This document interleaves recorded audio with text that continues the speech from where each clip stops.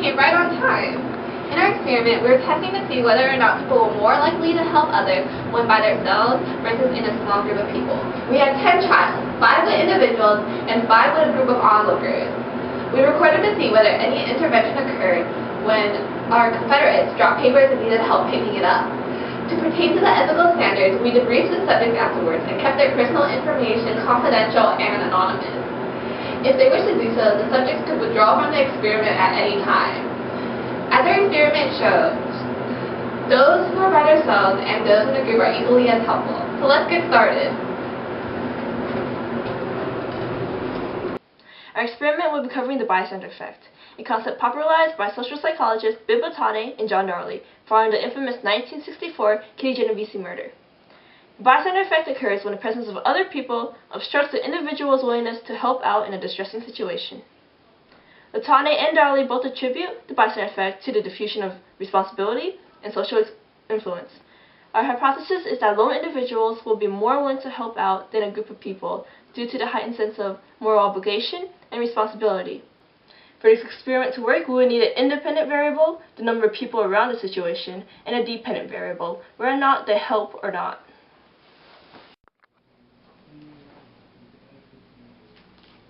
Oh, hi! I didn't see you there. Let's get started talking about the method.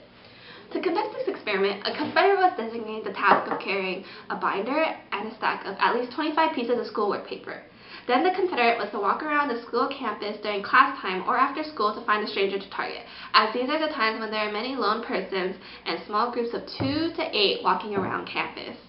First off, the confederate would walk past the spotted target, whether it was a lone person or an isolated small group of people. Then, within close vicinity, an approximate 10-foot radius, and within sight of the target, the confederate would believably drop the papers. Then they would proceed to bend over to pick up the papers and note whether or not the target came to help. It was best to conduct this experiment over a time span of several days so that some people would not catch on if they saw you dropping the papers everywhere all the time. The participants in this experiment were people on the school campus of any age and any gender, so long as they were walking around by themselves or in a small group of people.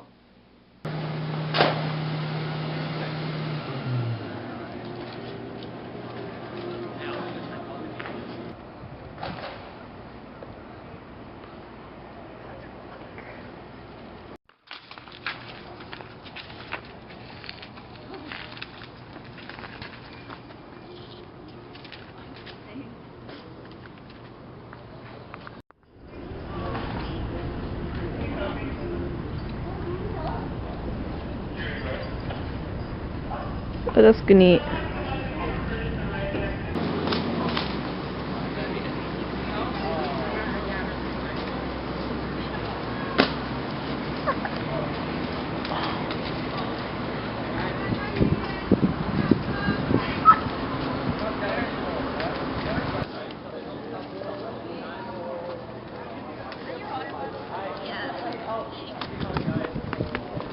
You okay, man?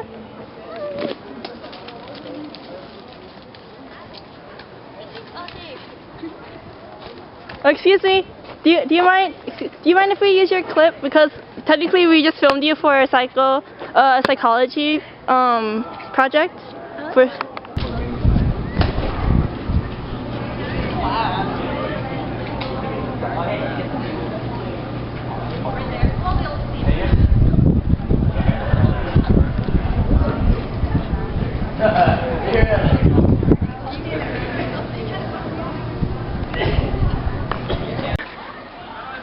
Oh snap, girl. Camille, oh my god!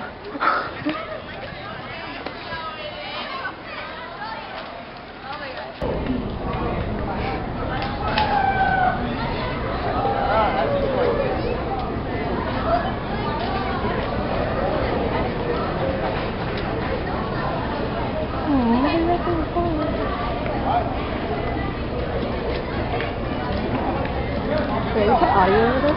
This audio here. I can put it over. It's kind of funny. Why are people being so Why are nice? people so nice? Like, No, it's kind of funny because the people standing closer to her is not picking up, but the people from afar, they ran away.